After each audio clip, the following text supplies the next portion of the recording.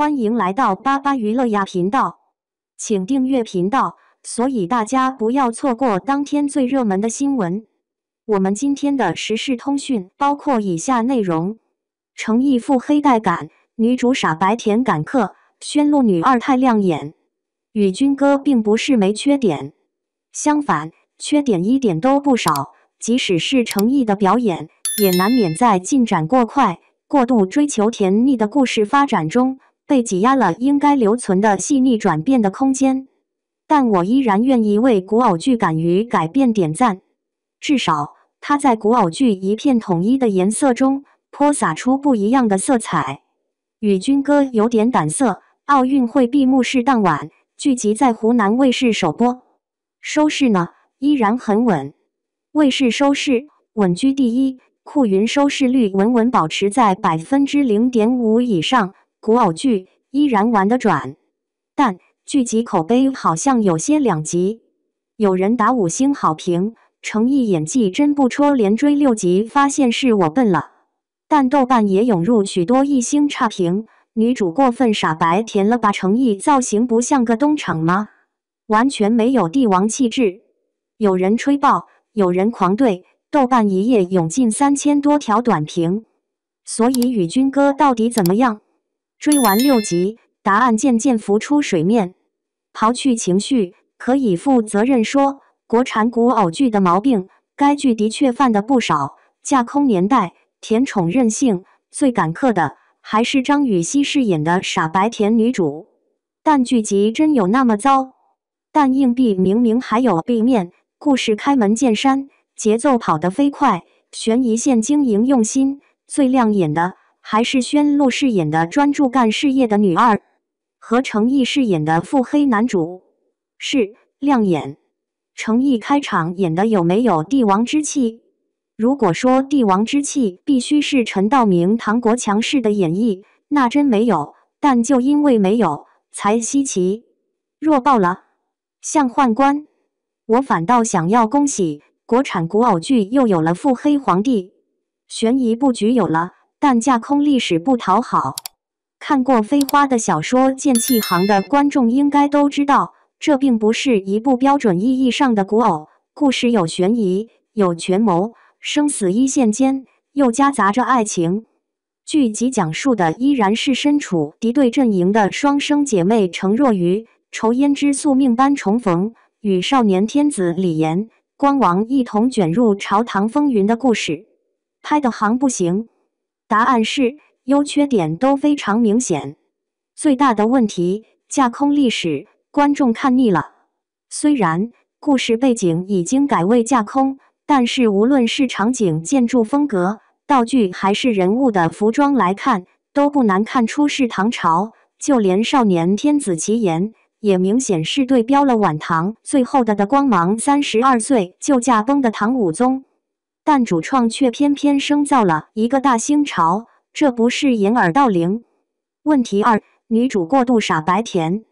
张雨绮饰演的女主程若愚，紫衣菊心的执剑人，身上背负血海深仇，却还能演成一个标准傻白甜。即使失忆忘掉灭门之恨，但身为需要保护皇帝安全的内侍，全程智商不在线不说，还轻言浮躁，花痴一枚，这像话？被齐言发现身份之后，得意洋洋炫耀身份，对待天子说话的态度极其轻佻。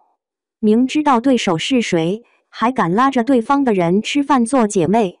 和盛明饰演的头号反派宦官仇是梁贝刺，他第一时间袒护刺客。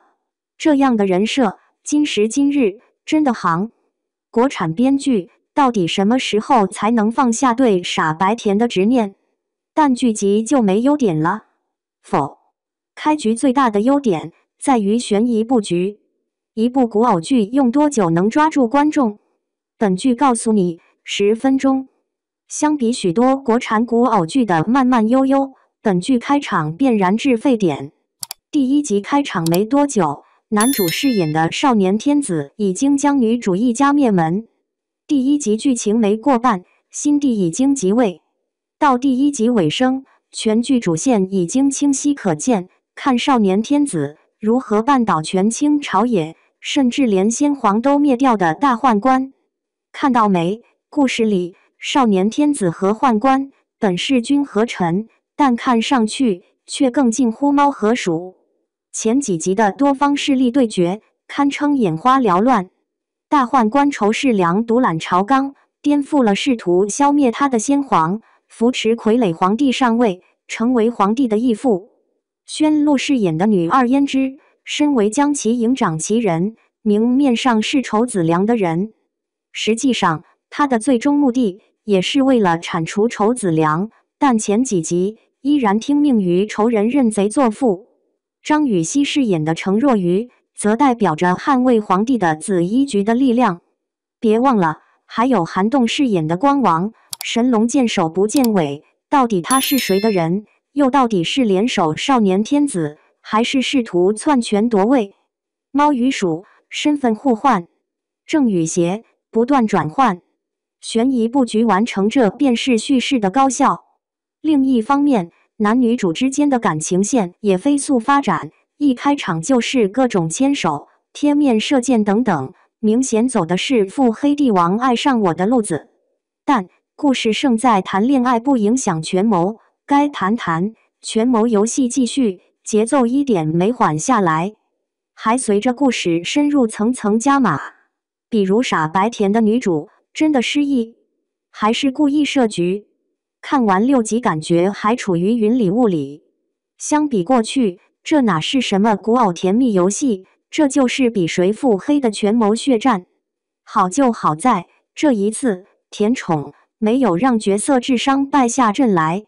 腹黑皇帝带感，但不是每个观众都喜欢。必须要说的当然还有诚意，这也是琉璃之后诚意挑大梁的第一部剧，但一出场好像和许多人想的不一样。最狠的吐槽是，这是演的皇帝还是宦官？病娇又冷酷，甚至带着阴柔，和传统的霸气帝王角色截然不同。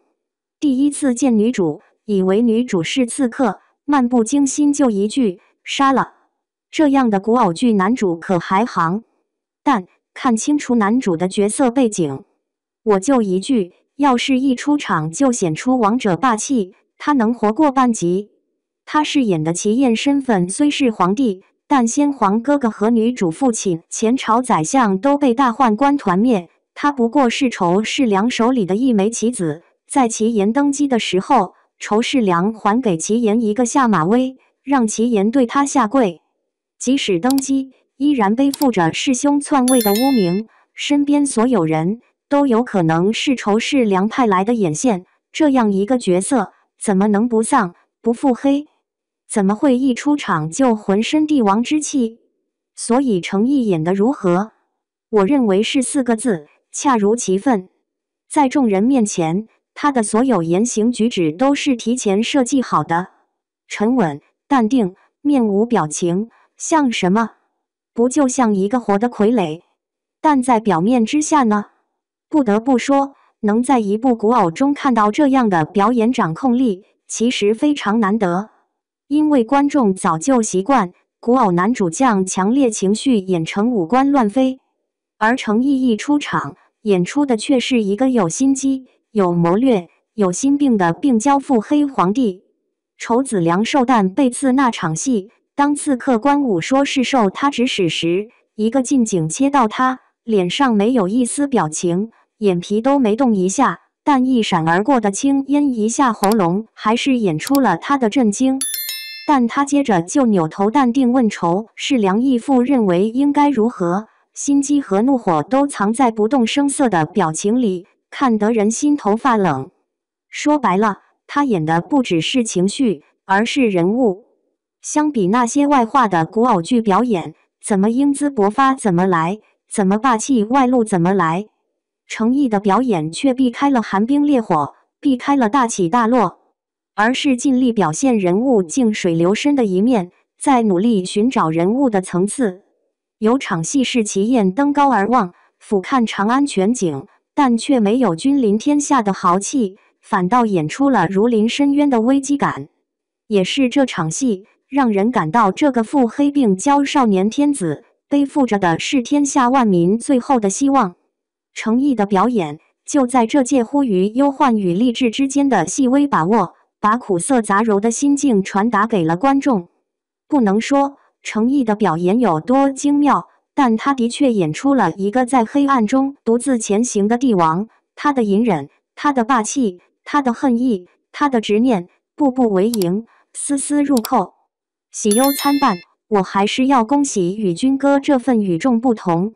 看得出，这是一部很分裂的作品，优点让人眼前一亮，缺点让人忍不住想立刻换台。追不追，取决于观众好不好这口，能不能接受流离演员带来的穿越感。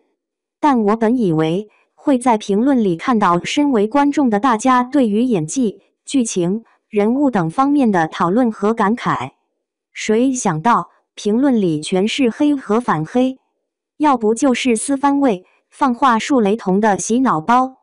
许多评价根本与剧情无关，与制作无关，与品质无关，只与主演有关。当然不是说不能质疑，但不论是夸是骂，都总该有理有据，言之有物吧。但许多评论越来越充满了饭圈的腔调，就说诚意的表演，腹黑病娇男主一伙可难演啊，太柔软不行，太病娇不行，太坚毅更不行。想一想，古偶剧里出现的上一个可圈可点的腹黑男主已经多久之前了？但这一类角色为什么现在没了？流量明星没演技等等理由，相信所有人都能说出一堆。但是不是还有另一个关键原因？看诚意演的奇言，刚出场不到20分钟，评论一顶帽子扣上来，这是演的皇帝还是宦官？但是一个及格的腹黑皇帝角色的情感本就是矛盾而隐晦的，夹杂着阴暗面。就算是隐忍，心怀天下，也依然有腹黑、狠辣的部分。阴柔也是角色的一部分。那有什么可吐槽的呢？简单来说，就是一个合格的腹黑病娇男主不够古偶剧，或者说，在当下的评论环境里，演这样的角色就是一个妥妥的危险行为，因为在饭圈式评论下，只有完美无瑕的男主式演绎，才更有可能逃得过悠悠众口。可是，不妨也反过来去想一想，如果一个复杂一点的角色一上来就被吐槽，那我们的演员又如何去创造出更丰富、更多元的古偶剧人物形象呢？我们的古偶剧可不就会更加千篇一律，更加食之无味了？当然，与君歌并不是没缺点，相反，缺点一点都不少。即使是诚意的表演，也难免在进展过快、过度追求甜腻的故事发展中，被挤压了应该留存的细腻转变的空间。而且，相比一个腹黑病娇皇帝和傻白甜女主的爱情，我也更愿意看男主和同样权谋、腹黑、一心搞事业的女二之间的爱情故事。但我依然愿意为古偶剧敢于改变点赞，至少它在古偶剧一片统一的颜色中泼洒出不一样的色彩。而该夸就夸，该批就批，这才是对一部剧集该有的态度。也只有这样，创作者才能看清自己的优点和缺点，拍出更好的作品，而不是上来就一句这有王者之气。